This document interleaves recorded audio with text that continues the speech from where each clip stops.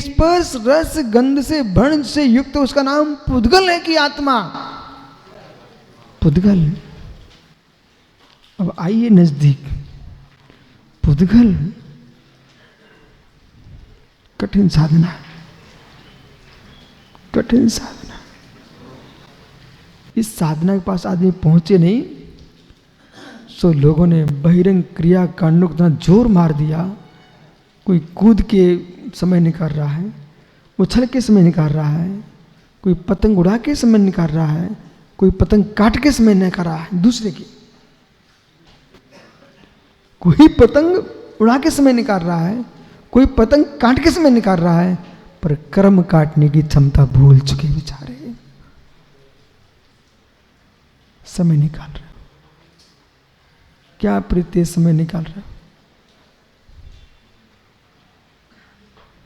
समय निकाल रहे हो। मत देखो मुझे, समय निकाल रहे हो। ये मत सोचो पंडित जी, गुरु जी समय निकल जाएगा, थोड़ी सी उम्र बची है, समय निकल जाएगा। उम्र छोटी सी भले बची हो, दुख छोटा सा नहीं बचा। सुनो सुनो, उम्र छोटी सी बची है, दुख छोटा सा नहीं बचा। इस पर विचार क्यों नहीं कर रहे हो? उम्र छोटी सी बची है, माना कि किसी जो भी एक आदमी यहाँ पर नांदनी में किसी ऑफिस में सर्विस कर रहा है, उसके पास कागज आ गया, आपको यहाँ पर 6 महीने बाद कोल्हापुर भेजा जाएगा। 6 महीने बाद तुमको कोल्हापुर भेजा जाएगा।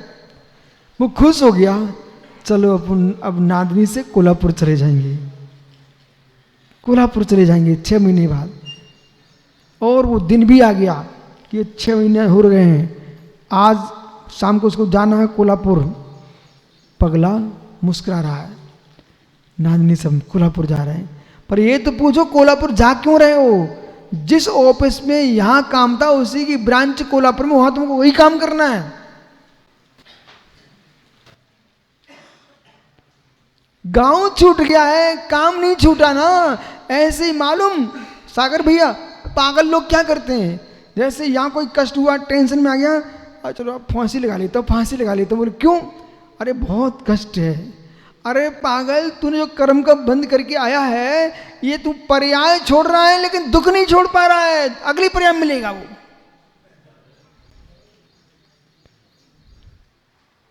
पर्याय से मुक्त हो जाना सरल है, दुखों से मुक्त होना कठिन है।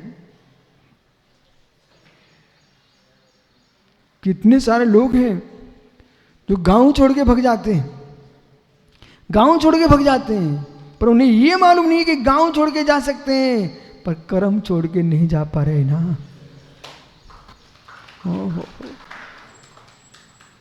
कर्म नहीं छोड़ पा रहे, गांव कितनी छोड़ के चले जाओ, पर दुखों से मुक्ति मिलने वाली नहीं है। इसलिए पंडित राकेश जी, शरीर के बारे में चिंतन, मन के बारे में चिंतन, तन के बारे में चिंतन, धन के बारे में चिंतन, जो भी चिंतन चल रहा है सब पर का चिंतन। प्रत्येक साधक को समय सार का स्वाध्याय करना चाहिए। प्रत्येक त्यागी को समय सार का स्वाध्याय करना चाहिए। प्रत्येक त्यागी को समय सार का स्वाध्याय करना चाहिए, अन्यथा पूरा जीवन बर्बाद हो जाएगा।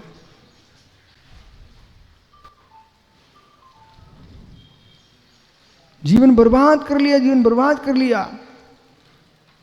उस समय सार का स्वाध्याय करने के उपरांत अपने आप को स्वतंत्रता का ओर ले जाना चाहिए।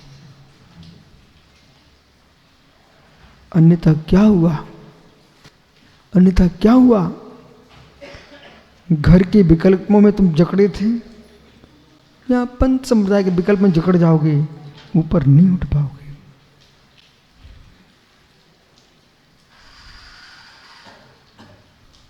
हे दीपक, हे दीपक,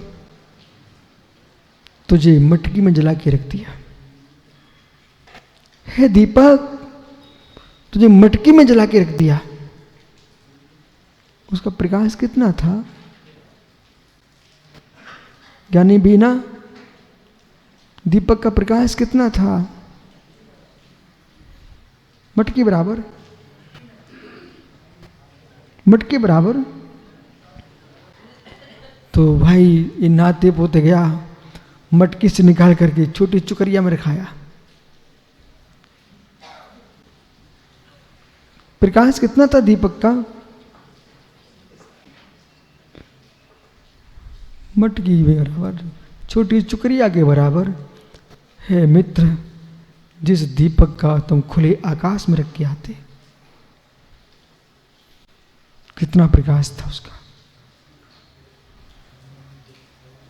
बज्जू कुमार जी, पूरा तेल जला दो मटकी में रख करके, दीपक पूरा नष्ट हो जाएगा। राजेश पूरा दीपक नष्ट हो जाएगा। तेल बाती झुलस चुकी होगी, तेल नष्ट हो चुका होगा। कहाँ पर? एक मटकी के अंदर, जिसका प्रकाश व्याप्त होना चाहिए था, पर मटकी में समाप्त हो गया। ऐसे घर गृहस्थी के टेंशन में पूरी बुद्धि का प्रकाश नष्ट कर लो, लेकिन तुम प्रकाश नहीं कर सके।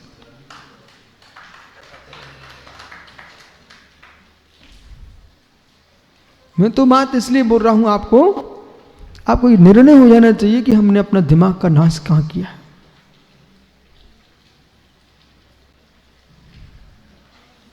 वही तुम्हारा एक मित्र मुनि बन गया, लेखक बन गया, हजारों प्रश्नों के ग्रंथ लिख के रख दिए। मित्र तुम मटकी में समाप्त हो गए। वो कुंद कुंद स्वामी से मिलो, 2000 वर्ष हो चुके हैं, उनके समय सार ग्रंथ आज भी जय जयकार हो रहा है।